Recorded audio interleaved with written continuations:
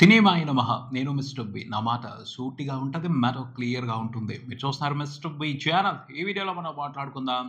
Global star, mega power star Ram Charan నటించిన game changer movie 5 days total world wide collections report. Game changer మూవీకి అన్యాయం జరుగుతుంది. చాలా అన్యాయాలు జరుగుతున్నాయి. వాటిల్లో కొన్ని అన్యాయాలని సహించొచ్చు. కొన్ని అన్యాయాలకి టైం చూసుకుని సందర్భం వచ్చినప్పుడు సమాధానం చెప్పొచ్చు. కానీ కొన్ని అన్యాయాలు ఉన్నాయి. వాటి గురించి మాత్రం అస్సలు ఏమాత్రం కాంప్రమైజ్ అవ్వకూడదు. వాటిని సహించకూడదు. వెంటనే యాక్షన్ తీసుకోవాలి. చాలా స్ట్రాంగ్ గా పవర్ఫుల్ గా యాక్షన్ తీసుకోవాలి. ఎందుకంటే అది చాలా అన్యాయం. నిజంగా దారుణమైన అన్యాయం. పాపం అని కూడా అనాలి. ఒక సినిమా తయారవ్వాలంటే దాని వెనక ఎంత కష్టం ఉంటది. ఒక కథ రాయటానికి రైటర్ ఎంత కష్టపడతాడో తెలుసా? ఆ కథ సినిమాగా మారటానికి నిర్మాత దగ్గరికి వెళ్ళి నిర్మాతను ఒప్పించడానికి, నిర్మాత డబ్బులు పెట్టడానికి రెడీ అవటం, ఇదంతా ఓ పెద్ద ప్రాసెస్. ఆ తర్వాత సినిమాని రూపొందించే ప్రాసెస్లో వందల మంది కష్టపడతారు. గేమ్ చేంజర్ మూవీ కోసం దాదాపు 3 సంవత్సరాలు కష్టపడ్డారు. 100 కోట్లు ఖర్చు పెట్టారు. ప్రతి సినిమా వెనుక కష్టం ఉంటది. కఠినంగా శ్రమిస్తారు తెలుసా? లైట్లు మూసే వాళ్ళు ఉంటారు. కాంప్లికేటెడ్ లొకేషన్స్ ఉన్నాయనుకోండి, అక్కడికి లైట్లని భుజానికి ఎత్తుకుని తీసుకువెళ్ళాలి. టఫ్ కండిషన్స్ ఉంటాయి. చాలా కష్టపడి అక్కడ దాకా వెళ్తారు. టీం మొత్తం కూడా షూట్ చేసుకురావటం కోసం ఎంతో ప్రాసెస్ ఉంటుంది. ఎంతో కష్టం ఉంటుంది. ఎంతో మంది ఆశలు ఉంటాయి. వెలకట్టలేని ఎఫర్ట్ అదంతా కూడాను. దాన్ని పైరసీ రూపంలో దోచుకోవటం మాత్రం అన్యాయం, దారుణం, పాపం. ఎంత ఫ్లాప్ సినిమా అయినా సరే ఆ సినిమాకు వాల్యూ ఉంటుంది. ఆ వాల్యూని దోచుకోవటం మాత్రం పాపమే అవుతుంది, అన్యాయమే అవుతుంది. సినిమా నచ్చలేదు చూడమాకు, నష్టమేం లేదు చూడమాకు. బాగాలేదని పైరసీ ప్రింట్ తీసుకొచ్చుకుని చూస్తే న్యాయం అయిపోద్దా? ధర్మం అయిపోద్దా? సినిమా బాగాలేదని దొంగచాటుగా చూడటం అనేది దొంగతనమే అవుతుంది. అదే మంచితనం కాదు. మంచి పని అస్సలు కాదు. ఇప్పుడు ఒక హోటల్లో బిర్యానీ చేశారు, అది నచ్చలా. ఏం చేస్తారు? తినకుండా ఆగిపోతారు. అంతేగాని ఎవరు తినట్లేదు మిగిలిపోద్దని చూడకుండా ప్యాక్ చేసుకుని పక్క తీసుకొచ్చి తింటారా? తినరు కదా. ఎవరో చూడకుండా పక్కకి ప్యాక్ చేసి తీసుకొచ్చారు అంటే అది దొంగతనమే అవుద్ది. నచ్చలేదు మిగిలిపోతే ఓనర్ చూసుకుంటాడు, ఆయనకి నచ్చినట్టు చేసుకుంటాడు. ఎవరికైనా అన్నదానం చేస్తాడు, లేకపోతే తెలిసిన వాళ్ళకి పంచి పెట్టుకుంటాడు. అది కాదు అనుకుంటే నచ్చని బిర్యానీని చేశాను అని పారబోసుకుంటాడు. అది ఆయన ఇష్టం. అది ఆయన ఇష్టం. ఎందుకంటే చాలా కష్టపడి అవసరమైన సరుకులన్నీ తెచ్చి వండుతాడు బిర్యానీ. అది ఆయన సొంతం. ఏమైనా చేసుకోవచ్చు. అంతేగాని ఆయన శ్రమని దోపిడీ చేయడం కరెక్ట్ అనిపించుకోదు, న్యాయం అనిపించుకోదు. ఏదైనా సరే, ఏ ప్రోడక్ట్ అయినా సరే, ఇప్పుడు షాంపూనో సోపు నచ్చలేదు అప్పుడు ఏం చేస్తారు? కొనరు, వదిలిపెట్టేస్తారు. స్టాక్ మిగిలిపోతే వాళ్ళు ఆఫర్లు పెడతారు, ఇంకో రకంగా ఇచ్చే ప్రయత్నం చేస్తారు. అంతేగాని మిగిలిపోతుంది స్టాక్ అని చాటుకు వెళ్ళి మూట కట్టుకొస్తే దొంగతనమే అంటారు దాన్ని. పైరసీ కూడా అలాంటిదే. పైరసీ వెర్షన్ సినిమా చూడటం కూడా అలాంటిదే. నిజంగా గేమ్ చేంజర్ మూవీ టీం ఎందుకు వదిలిపెట్టేసిందో పైరసీ చేసేవాళ్ళు బెదిరించినప్పుడు అర్థమే కాలేదు. రిలీజ్ కు ముందు డబ్బులు ఇవ్వకపోతే హెచ్డి ప్రింట్ బయటకు వదులుతామని వాళ్ళు బ్లాక్మెయిల్ చేసినప్పుడు ఎందుకు సివియర్ గా యాక్షన్ తీసుకోలేదు? ముందే పోలీసులకి కంప్లైంట్ చేస్తున్నట్టయితే ఆ హెచ్డి క్వాలిటీ ప్రింట్ ని బయటకు రానివ్వకుండా ఆపేవాళ్ళు కదా. మూవీ టీం కూడా నిర్లక్ష్యం చేసింది, పట్టించుకోలేదు. రిలీజ్ రోజునే హెచ్డి క్వాలిటీ బయటకు వచ్చేసింది. చాలా దారుణమైన విషయం అది. బయటకు వచ్చేసింది సరే, త్రివిక్రమ్ గారు ఒక మాట చెప్పారు, సిగరెట్ దొరుకుద్ది, ఎక్కడ కావాలంటే అక్కడ దొరుకుద్ది, కానీ తాగాలా వద్దా అన్నది ప్రజల విచక్షణ మీద, విఘ్నత మీద ఆధారపడి ఉంటది అని చెప్పారు. అలాగే విచక్షణతో, విఘ్నతతో ప్రవర్తించి అత్తారింటికి దారేది మూవీని ఇండస్ట్రీ హిట్ చేశారు. హెచ్డి పైరసీ ప్రింట్ పబ్లిక్ లో ఫ్రీగా అవైలబిలిటీలో ఉన్నా సరే థియేటర్స్ కి వచ్చి రెస్పాన్సిబుల్ గా సినిమాని చూసి తెలుగు ప్రేక్షకులు అందరూ కూడా ఆ సినిమాని ఇండస్ట్రీ హిట్ చేశారు. అదే పరిస్థితి. పైరసీకి భయపడాల్సిన అవసరం లేదు. ఒకప్పట్లో లేవు రోజులు. పైరసీ సినిమా రిజల్ట్ ని కొంతవరకే అడ్డుకోగలదు. పూర్తిగా సినిమాని ఏ విధంగానూ కంట్రోల్ చేయలేదు, సినిమా రిజల్ట్ ని ఇన్ఫ్లుయెన్స్ చేయలేదు. కానీ కొన్ని ఎథిక్స్ ఉంటాయి. వాటిని మితిమీరి ప్రవర్తించడం అనేది మాత్రం అన్యాయమే అవుతుంది. హెచ్డి క్వాలిటీ వచ్చిందని లోకల్ కేబుల్ టీవీలో టెలికాస్ట్ చేసేస్తారా? కొంచెం కూడా కామన్ సెన్స్ ఉండొద్దు. ట్రావెల్ బస్సులో ఏంటయ్యా మీరు ఎంటర్టైన్ చేసేది? పండక్కి ఊరికి వెళ్ళే వాళ్ళకి ఇంటికి వెళ్ళి థియేటర్ లో చూడాల్సిన సినిమాని బస్సులోనే చూపించేస్తారు. కొంచెం కాకపోతే కొంచెం కామన్ సెన్స్ ఉందా? ఇది సహించకూడని అన్యాయం. వెంటనే స్ట్రాంగ్ గా యాక్షన్ తీసుకోవాల్సిన అన్యాయం ఇది. సినిమా రిలీజ్ అయ్యి 5 రోజులే అయ్యింది. ఈ లోపే హెచ్డి ప్రింట్ రావటం, దాన్ని లోకల్ కేబుల్ టీవీలో ప్రదర్శించడం, బస్సుల్లో ప్రదర్శించడం నిజంగా పాపం అయ్యా. చాలా పెద్ద పాపం అది. సినిమా బాగోకపోతే ఏం చేయాలి? చూడకుండా ఆగిపోవాలి. అంతేగాని పైరసీలో పెట్టుకుని చూస్తే థియేటర్స్ లో బాగోని సినిమా పైరసీలో ఇంట్రెస్టింగ్ గా కనిపిస్తుందా? ఇంట్రెస్టింగ్ ఎంటర్టైన్మెంట్ ఇస్తుందా? కాదు కదా. టికెట్ రేట్ల గురించి మాట్లాడొద్దు. టికెట్ రేట్ల గురించి శ్రద్ధ ఉన్న వాళ్ళు టికెట్ రేట్లు తగ్గేంత వరకు ఆగుతారు, లేకపోతే ఓటీటీలో వచ్చేంత వరకు ఆగుతారు. అంతేగాని ఇలా దొంగచాటుగా సినిమాని చూసేసి మేము ఏదో ఘనత సాధించామని ఫీల్ అవ్వాల్సిన అవసరమే లేదు. ఖచ్చితంగా ఏదైతే పైరసీలో సినిమాని చూడటం జరుగుతుందో, పైరసీలో సినిమాని ఎంకరేజ్ చేయడం జరుగుతుందో అదైతే మాత్రం దారుణమే, అన్యాయమే. పైరసీ అనేది సినిమా రిజల్ట్ మీద ప్రభావం చూపిస్తుందా లేదా అన్న సంగతి తర్వాత జరుగుతున్నది మాత్రం క్రైమ్. దాన్ని ఆపాల్సిన అవసరం ఉంది. స్ట్రిక్ట్ గా యాక్షన్ తీసుకోవాలి, వదిలిపెట్టకూడదు. ఈ విషయానికి సంబంధించి ఫిల్మ్ ఇండస్ట్రీ ప్రతిసారి నిర్లక్ష్యంగానే వ్యవహరిస్తుంది. అది పైరసీ చేస్తున్న వాళ్ళకి పెద్ద అడ్వాంటేజ్ అయిపోతుంది. చాలా ఈజీగా, చాలా సింపుల్ గా చాలా మంది కష్టాన్ని దోచేసుకుంటున్నారు. వాళ్ళు దీన్నైతే సహించకూడదు, చూస్తూ ఊరుకోకూడదు. ఇది అసలు మ్యాటర్ అయి ఉండేది కాదు. ఒక పక్కనే న్యాయంగా పోరాటం చేస్తూ థియేటర్స్ లో చెలరేగిపోయి ఉండేది సినిమా.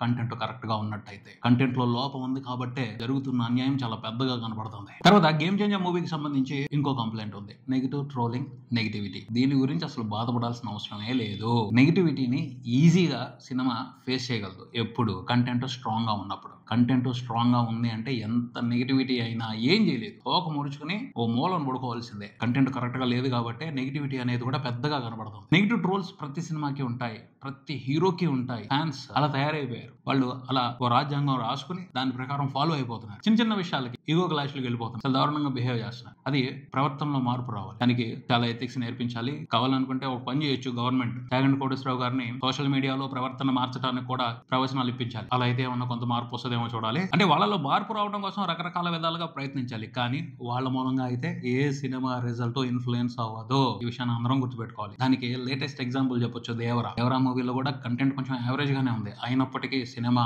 యమా స్ట్రాంగ్ గా పర్ఫామ్ చేసింది బాక్స్ ఆఫీస్ దగ్గర. నెగిటివిటీ సినిమా మీద భయంకరంగా స్ప్రెడ్ అయ్యింది రిలీజ్ కు ముందు, ట్రైలర్ బయటకు వచ్చిన తర్వాత కూడాను. అయినప్పటికీ ఆ నెగిటివిటీ సినిమా రిలీజ్ అయిన తర్వాత ఏ విధమైన ప్రభావం చూపించలేకపోయింది. ఒకటి, ఎన్టీఆర్ ఫ్యాన్స్ సినిమాని కాపాడుకోవడం అయితే. రెండు, అసలైన విషయం ఉంది, ఇది గుర్తుపెట్టుకోవాల్సిన విషయం. అదేమిటి అంటే మూడ్ ఆఫ్ ఆడియన్స్. ఆడియన్స్ ఒక సినిమాని చూడటానికి సంబంధించి ఒక మూడ్ లో ఉంటారు. పాజిటివ్ మూడ్ లో ఉన్నారు అంటే ఆ సినిమా మీద ఎంత నెగిటివిటీ రాని పట్టించుకోరు. వాళ్ళు చూడాలనుకున్న సినిమాని చూస్తారు, ఇవ్వాల్సిన రిజల్ట్ ఇచ్చేస్తారు. అదే జరిగింది దేవరా మూవీకి. ఎన్టీఆర్ ని చూడాలి అనుకున్నారు, ఎన్టీఆర్ కోసం వచ్చారు. ఎన్టీఆర్ ఎంటర్టైన్మెంట్ ని, ఎన్టీఆర్ పర్ఫార్మెన్స్ ని ఎంజాయ్ చేయాలి అనుకున్నారు. ఆ మూడ్ లో ఉన్నారు ఆడియన్స్ అందరూ.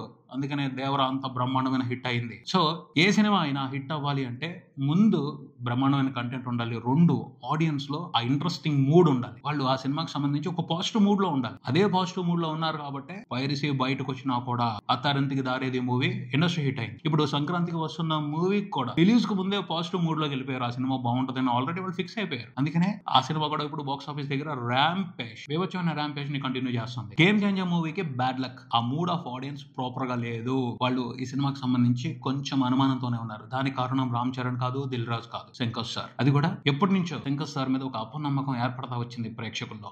ఈ దగ్గర మొదలైంది. రోబో 2.0, భారతీయుడు 2 అయితే అల్టిమేట్. అక్కడ ఆయన మీద చాలా నమ్మకం కోల్పోయారు, గట్టిగా నమ్మకం కోల్పోయారు. దాని ఎఫెక్టే గేమ్ చేంజర్ మీద పడింది. ఆడియన్స్ ముందు నుంచి కూడా సినిమాకి సంబంధించి పాజిటివ్ గా లేరు, అనుమానంతోనే ఉన్నారు. శంకర్ గారి మీద నమ్మకం లేదు.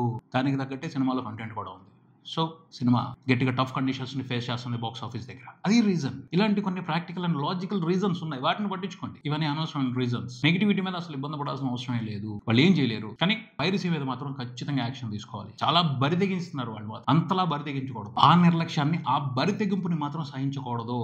దానికి సంబంధించి మాత్రం సివియర్ యాక్షన్ తీసుకోవాలి. గేమ్ చేంజర్ మూవీ పండగ రోజుల్లో కూడా ఇంప్రెస్ అయితే పర్ఫామ్ చేయడం లేదు. కానీ మంచిగా థియేటర్స్ చేతిలో ఉన్నాయి. ఇంకొక 2 రోజుల పాటు కొంత కాకపోతే కొంత అయినా రెవెన్యూని రికవరీ చేయొచ్చు. ఆ రికవరీ ఎంతవరకు రిలీఫ్ ఇస్తుంది అని చెప్పలేని పరిస్థితి. ఎందుకంటే సినిమా 5 రోజులు రన్ తర్వాత చూసుకుంటే సినిమా మీద పెట్టిన ఇన్వెస్ట్మెంట్ లో 50% కూడా రికవరీ చేయలేకపోయింది. ఫుల్ రన్ లో 50% రికవరీ దగ్గరికి వస్తుందా లేదా కూడా అర్థం కాని పరిస్థితి. కన్ఫామ్ గా అయితే సినిమాతో బిజినెస్ లో ఇన్వాల్వ్ అయి ఉన్న వాళ్ళు 50% లాసులు చూసే పరిస్థితి. అంటే 100 రూపాయలు ఖర్చు పెడితే 50 రూపాయలు నష్టం. అదే కనబడుతున్న సిచ్యువేషన్. 4 రోజులతో పోల్చుకుంటే 5వ రోజున కొంచెంగా మాత్రమే, చాలా కొంచెంగా మాత్రమే కలెక్షన్స్ పెరిగాయి. అవి ఆశాజనకమైన కలెక్షన్స్ అని చెప్పుకోవడానికి లేదు. ఆడియన్స్ సినిమా మీద ఇంట్రెస్ట్ తో లేరు. సంక్రాంతి వచ్చిన మూవీ మీద ఫస్ట్ ప్రిఫరెన్స్, తర్వాత నాకు మహారాజు ఎంజాయ్ చేస్తున్నారు. గేమ్ చేంజర్ లీస్ట్ ప్రిఫరెన్స్ ఇస్తున్నారు. కొట్టుకున్నా ఇంకేం చేసేది లేదు. ఎందుకంటే కంటెంట్ కరెక్ట్ గా లేదు. ఆడియన్స్ మూడ్ కూడా సినిమాకి సంబంధించి ఆసక్తిగా లేదు. రెండూ కలిసి రానప్పుడు ఆ సినిమాని కాపాడటం ఎవరి తరం కాదు. ఇది నిజం. దీన్ని అర్థం చేసుకోవాలి. 5వ రోజున చూసుకుంటే 2 తెలుగు రాష్ట్రాల వరకు సినిమా నియర్లీ 4 కోట్ల షేర్ చూసింది. అసలు ఇది నెంబరే కాదు. పండగ రోజున మిగతా సినిమాలు ఏ రేంజ్ లో రెచ్చిపోయాయి, ఈ సినిమాకి 4 కోట్ల షేర్ ఏమిటి? అక్కడే అర్థం చేసుకోవాలి వాస్తవం ఏమిటి అని. టోటల్ 5 రోజుల కలెక్షన్ల షేర్ 2 తెలుగు రాష్ట్రాల వరకు చూసుకుంటే 60 కోట్ల వరకు ఉంది. 60 కోట్ల మార్క్ కూడా టచ్ చేయాల. ప్రపంచవ్యాప్తంగా చూసుకుంటే టోటల్ గా రిపోర్ట్ చేసిన షేర్ 85 కోట్ల వరకు ఉంది. గ్రాస్ ఇయర్లీ 160 కోట్ల వరకు ఉంది. మూవీ టీమ్ గొప్పకి 186 కోట్ల పోస్టర్ వేసింది చేసింది కానీ దానికి సంబంధించి సరైన క్లారిటీ ఇవ్వలేదు, కాన్ఫిడెన్స్ ఇవ్వలేదు. సో దాన్ని పట్టించుకోవాల్సిన అవసరం లేకుండా పోయింది. గ్రాస్ అరౌండ్ 160 కోట్లు మాత్రమే ఉంది. బుధవారం ఒక్క రోజే ఛాన్స్. ఆ రోజు ఎంత స్ట్రాంగ్ గా పర్ఫామ్ చేయగలిగితే అంత మంచిది. గురువారం నుంచి ఖచ్చితంగా స్క్రీన్స్ ఎక్కువ సంక్రాంతికి వస్తున్న సినిమాకి వెళ్ళిపోతాయి. కుదిరితే డాకు మహారాజుకు పెంచేస్తారు. ఆక్యుపెన్సీస్ చూసి ఎక్కడ సినిమా సరిగ్గా పర్ఫామ్ చేయట్లేదు అక్కడ థియేటర్స్ తీసేసి ఆ సినిమాలకి ఇచ్చేస్తారు. ఈ 3 రోజుల వరకు మాత్రం ఆపారు. ఎందుకంటే పండగ అడ్వాంటేజ్ సినిమాకి ఇవ్వాలి కాబట్టి, అది బాధ్యత కాబట్టి. గురువారం నుంచి మాత్రం బాధ్యత లేదు, ఏమీ లేదు. ఏ సినిమా బాగా ఆడితే ఆ సినిమాకి థియేటర్స్ ఇచ్చేయాలి. అది రూల్. డిస్ట్రిబ్యూటర్స్ ఎగ్జిబిటర్స్ పెట్టుకున్న రూల్. సో దాని ప్రకారం గేమ్ చేంజర్ మూవీకి థియేటర్స్ తగ్గిపోయే అవకాశం ఉంది. బుధవారం నాడు ఎంత స్ట్రాంగ్ గా పర్ఫామ్ చేస్తే అంత మంచిది. ఆ తర్వాత సినిమా డల్ ఎక్స్పీరియన్స్ ని తీసుకోవాల్సి వస్తుంది బాక్స్ ఆఫీస్ దగ్గర. ఇది ఇక్కడికి. మరో వీడియోతో మళ్ళీ కలుద్దాం. ఈ వీడియో మీకు నచ్చితే లైక్ చేయండి, మీ ఫ్రెండ్స్ తో షేర్ చేసుకోండి, మీ అభిప్రాయాన్ని కామెంట్ చేయండి, ఈ ఛానల్ ని సబ్స్క్రైబ్ చేయండి. నేను mister B. Keep watching mister B channel. Thank you.